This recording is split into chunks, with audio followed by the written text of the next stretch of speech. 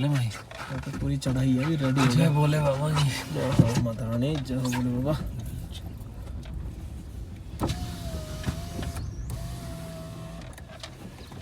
Okay दाजू, बैठ गया Dharmu. So hello guys, welcome back to the channel. So ये जो वीडियो होने वाली है ये बहुत इंटरेस्टिंग वीडियो होने वाली है आज। तो इसमें जो आपको जो कंप्लीट स्टोरी बताई जाएगी सुरखंडा देवी टेंपल की। हम अपने होटल से चेकआउट कर चुके थे और हम यहाँ से निकल चुके थे सुरखंडा देवी टेंपल के लिए। तो जैसे कि बात कर लेते हैं, तो सिंपल टर्म्स में अगर हम बात करें तो यहाँ पर जो इसका जो रूट आपके लिए होने वाला है वो ये है कि अगर आप धनौल्टी से यहाँ पर जा रहे हैं तो ये धनौल्टी से लगभग आपको ये पड़ता है 8 किलोमीटर।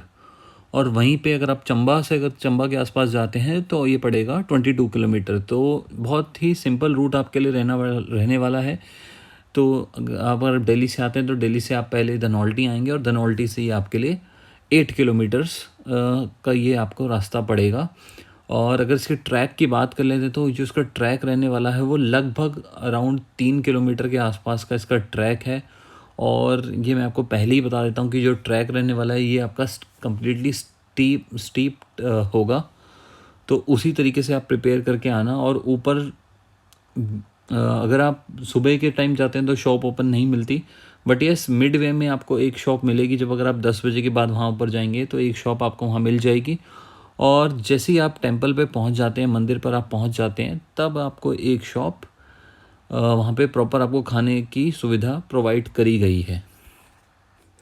और अगर स्टे की बात करते हैं तो अगर टेंपल के आसपास रुकना चाहते हैं तो टेंपल जो नियर अबाउट कानाताल के आसपास पड़ता है, तो आप कानाताल में जाकर वहाँ पर किसी भी होटल में आप स्टे कर सकते हैं। अब बात कर लेते हैं इस टेंपल में जो मोस्टली इसमें जाने का जो समय होता है वो होता है मई एंड जून के टाइम का जो टाइम है वो है इसके लिए बेस्ट रहेगा।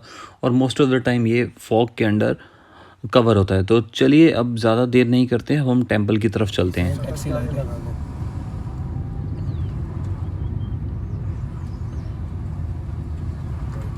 आगे लगा आगे, यहाँ से भी है, आगे से भी, उस साइड से भी है सीढ़ियाँ। यहाँ पे देखिए पूरे पार्किंग, आगे लगा, यहाँ लग जाएगी। सो मंदिर में ऊपर जाने से पहले भी आप यहाँ से भी प्रसाद परचेस कर सकते हैं और मिड वे में भी आपको प्रसाद मिल जाएगा ऊपर जाते वक्त। और जो मेन पॉइंट है, यहाँ से आप कुछ भी रिफ़्रेशमेंट अपने साथ में ले जा सकते हैं जिससे आपको कोई डिहाइड्रेशन ना हो। तो और आसपास काफ़ी शॉप्स यहाँ पर अवेलेबल है। तो ज़्यादा देर नहीं करते, अब सीधा मंदिर चलते हैं। और अब इस मंदिर के बारे में हम आगे इसकी कंप्लीट इन्फॉर्मेशन आपसे शेयर करेंगे।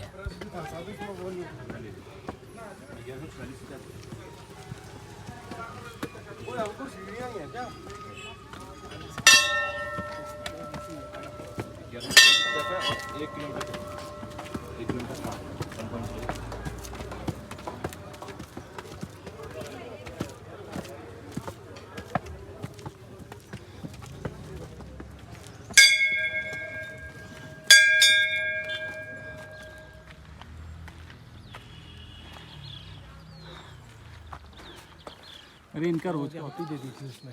हाँ दक्ष में जब तो फिर क्या कहते हैं, शिव जी जब वो माता सती का वो मृत शरीर वहाँ ले जा रहे थे कैलाश पर्वत में, हाँ, यहाँ पे इस मंदिर यहाँ पे उनका सिर गिरा था माता सती का। शॉर्टकट लेते हैं। तो गाइस, जैसे ही आपने ये शॉर्ट में थोड़ी स्टोरी समझ ली होगी, बट स्टोरी शुरू करने से पहले मैं कुछ बताना चाहूँगा कि अभी आने वाले टाइम में बाय जितना इन्फॉर्मेशन मुझे मिला है कि बाय मिड ऑफ अप्रैल यहाँ पर केबल कार्ड की सुविधाएं भी स्टार्ट हो जाएंगी। तो ये यात्रियों के लिए बहुत ही अच्छी सुविधा यहाँ प्रोवाइड कर दी जाएगी। जैसे कि आप देख सकते हैं ये 8 केबल कार्ड आपको यहाँ पर दिख रही होंगी। तो अभी इसका जो था, अभी यहाँ पे इसकी कम्प्लीटली टेस्टिंग चल रही थी। तो ये हमने बीच में से शॉर्टकट लिया था, तो मैं ये रिकमेंड नहीं करूँगा। बट येस, अगर कुछ रास्ते यहाँ पे क्लियर थे तो हम इस रास्ते से भी निकल गए। तो चलिए अब शुरू करते हैं इसकी एग्जैक्ट मान्यता क्या है।